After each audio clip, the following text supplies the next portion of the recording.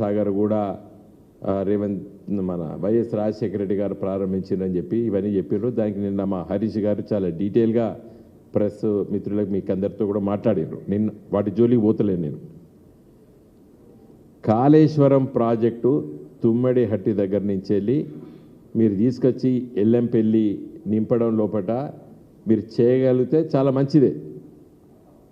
నేను చాలా సందర్భాల్లో చెప్పినాం మేము, తుమ్మడి హట్టి దగ్గర నుండి ఎల్లంపల్లి ప్రాజెక్ట్కి కూడా లిఫ్ట్ చేయాలి. ఒక రేవంత్ రెడ్డి గారు ఒకరే గ్రావిటీ ద్వారా వస్తుందని చెప్పిండు.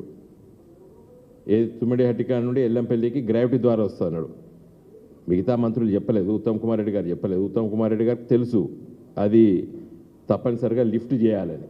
2 దిక్కుల లిఫ్ట్ చేయాలి. తుమ్మడి హట్టి దగ్గర నుంచి వెళ్ళి ఎల్లంపల్లికి తీసుకురావాలన్నా 2 దిక్కుల లిఫ్ట్ చేయాలి. ఆ లిఫ్టు మొదటి లిఫ్టు 71 కిలోమీటర్ మీద, తుమ్మడి హట్టి దగ్గర నుంచి 71 కిలోమీటర్ దగ్గర ఒక దగ్గర లిఫ్ట్ చేయాలి. తర్వాత 92 కిలోమీటర్ దగ్గర ఇంకొకసారి లిఫ్ట్ చేసి తీసుకొచ్చి ఎల్లంపల్లిలో నీళ్ళు పోయాలి. అది కూడా మొత్తం 48 మీటర్లు లిఫ్ట్ చేయాలి. ఏది తుమ్మడి హట్టి దగ్గర నుంచి వెళ్ళి ఎల్లంపల్లి వరకు కూడా. మరి కేసీఆర్ గారు రీడిజైన్ చేసిన మేడిగడ్డ నుంచి వెళ్ళి ఎల్లంపల్లికి తీసుకురావాలన్నా, మేడిగడ్డ అన్నారం సుందీళ్ళ నుండి ఎల్లంపల్లికి తీసుకురావాలన్నా 48 మీటర్లే ఎత్తిపోతారు. 48 మీటర్లు ఎత్తేయాలి. ఇక్కడ 3 సార్లు ఎత్తిపోయాలి. తుమ్మిడెట్టి దగ్గర నుంచి వస్తే 2 సార్లు ఎత్తిపోయాలి. గదే తేడా. కానీ ఎత్తు మాత్రం గదే ఎత్తు, 48 మీటర్ల ఎత్తు. సరే, అది టెక్నికల్ సబ్జెక్టు.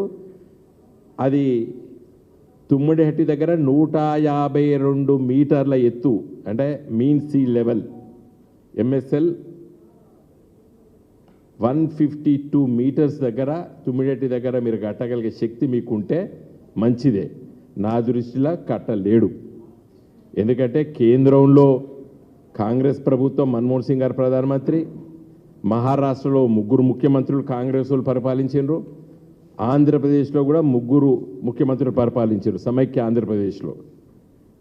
రోషయ్య గారు, మన కిరణ్ కుమార్ రెడ్డి గారు, వైఎస్ రాజశేఖర రెడ్డి గారు. ఈ 3 పరిపాలన కూడా మీ కాంగ్రెస్ ప్రభుత్వమే మేము ఇవ్వము చెప్పింది అశోక్ చవాన్ గారు, ఎక్కడ మహారాష్ట్ర ముఖ్యమంత్రి. ఇంకా ఇప్పుడున్న ఫడ్నవీస్ అయితే దాదాపు 3500 మంచి ఫర్టైల్ భూములు మునుగుతున్నాయి అని చెప్పి ధర్నా చేసి జైలుకు పోయాడు. ఇది కట్టద్దని చెప్పిపోయాడు. ఇప్పుడు ఆయనే మహారాష్ట్ర ముఖ్యమంత్రి. ఇంకా వీళ్ళందరూ పర్మిషన్లు తీసుకొని వస్తా అని చెప్పి బండి సంజయ్ చెప్పిండు. నేను ఇక్కడనే ఇదే కూర్చుని నుండి చెప్పిన.